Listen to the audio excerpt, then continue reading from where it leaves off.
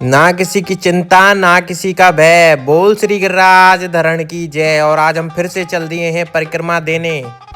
और आज इस घोर कलयुग में जितनी परिक्रमा दी जाए उतना ही कम है, क्योंकि मतलब के पीछे भागने वाली दुनिया किसी के लिए नहीं रुकती। और अब बस प्रभु का सहारा है इस घोर कलयुग में, जो हमें कलयुग के प्रभाव से मुक्त रखेगा।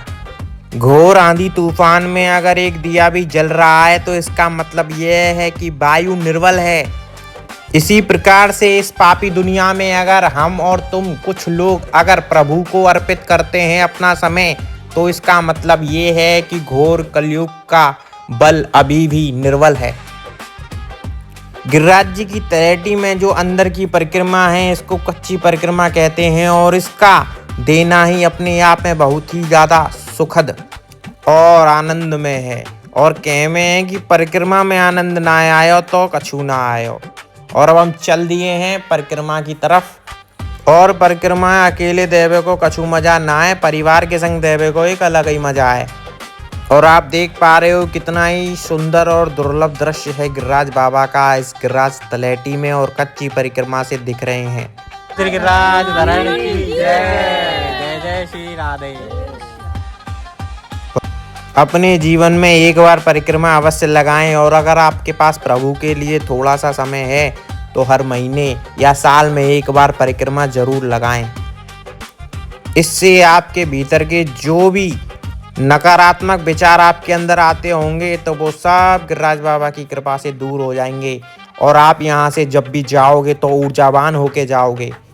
क्योंकि गिरिराज बाबा की तलैटी में जो भी मनुष्य आता है अपना मन सही करके चला जाता है। और ये है हमारी ताई जी जिनकी आंखें बनी हैं, तो हमने इनका भी हालचाल ले लिया। और अब हम चल दिए हैं छोटी परिक्रमा की तरफ। हमारी बड़ी परिक्रमा पूरी हो चुकी है, और आप देख रहे हो ये है राम बाबा का मंदिर। और अब हम चल दिए हैं परिक्रमा की तरफ। आप देख रहे हो बहुत ही ज़्यादा भीड़ हो रखी है, और आप देख पा रहे हो कितने सारे श्रद्धालुओं की आस्था को बनाए रखा है हमारे प्यारे प्रभु ने, और इन पर कृपा बरसा के रखी है। उसी कृपा के माध्यम से ये लोग यहाँ पे परिक्रमा लगाने आते हैं। कुछ लोगों की इच्छा पूरी हो जाती है, वो बाद में आकर धन्यवाद बोलते हैं। और हमारे प्यारे गिरिराज बाबा कलयुग के प्रथम देवता हैं, जो भक्तों की आस्था को कभी ठेस नहीं पहुँचाते। जो भी भक्त जिस प्रकार से इनको पूजता है उनको उसी प्रकार से फल को देते हैं हमारे प्यारे गिरिराज बाबा। कोई भी यहाँ से खाली हाथ नहीं जाता। जिस वक्त की जैसी भी पूजा प्रार्थना होती है उस वक्त को ऐसा ही फल प्राप्त होता है। और निश्चय ही कहते हैं कि गिरिराज बाबा हर किसी की मनोकामना पूरी करते हैं, चाहे देर हो चाहे जल्दी हो, पर करते जरूर हैं। यह सारी चीज़ें श्रद्धा पर निर्भर करती हैं कि आप किस तरीके से प्रभु को पूजा अर्पित करते हैं। आपकी जैसी श्रद्धा होगी भगवान आपको उसी प्रकार से मिलेंगे। और कहमे जाकी रही भावना जैसी, प्रभु मूरत देखी तिन तैसी।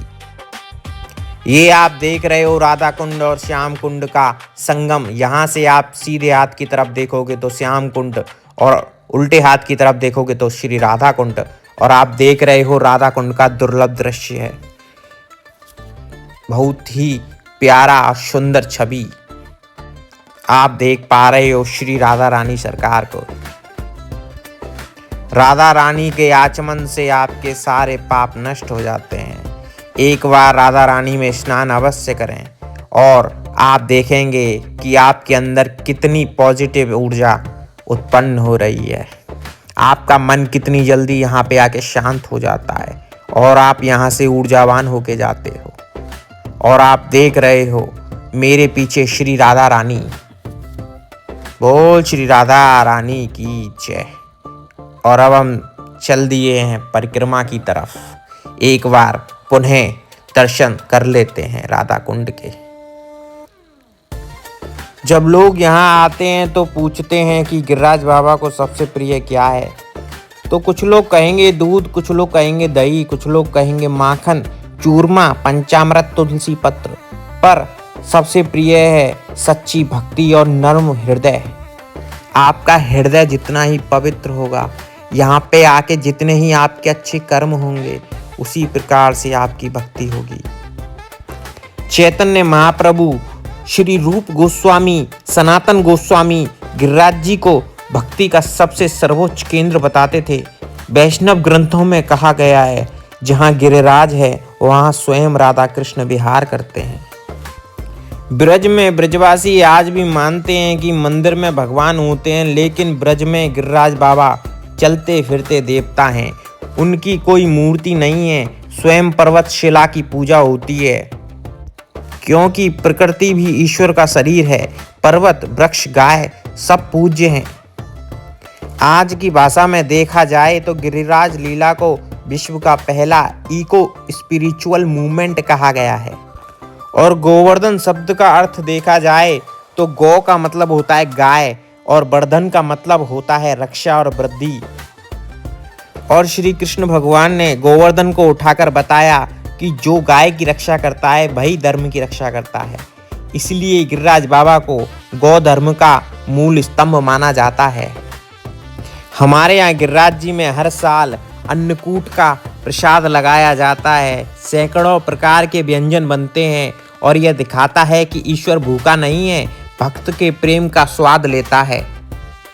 परिक्रमा केवल चलना नहीं, श्री राधा कृष्ण के प्रेम के भाव में प्रवेश करना है। कई वैष्णव संप्रदायों में पहली दीक्षा के बाद श्री गिरिराज दर्शन करना अनिवार्य होता है। दीक्षा शब्द देती है, गिरिराज भाव देते हैं। पर्वत, नदी, वृक्ष यही कलयुग के गुरु बनेंगे और गिरिराज बाबा इस परंपरा के मुख्य स्तंभ बनेंगे। गिरिराज बाबा ने सबको बस यही सीख दी है, ऊंचा होकर भी नम्र रहो, सबको आश्रय दो, भेद मत करो, शोर नहीं स्थिरता रखो, प्रकृति को चोट मत पहुंचाओ, गैयों की रक्षा करो, संकट में छाया बनो। कुछ लोग यहाँ आकर परिक्रमा देने में असमर्थ हैं, इसलिए उनके लिए ये एक मानसिक परिक्रमा है। मैं उन सभी को श्री गिरिराज बाबा की कृपा से और श्री कान वाले बाबा की कृपा से आप सबको डेडिकेट करता हूँ। जय गिरिराज जी, जय गौ माता, जय गौवंश, जय श्री कृष्ण।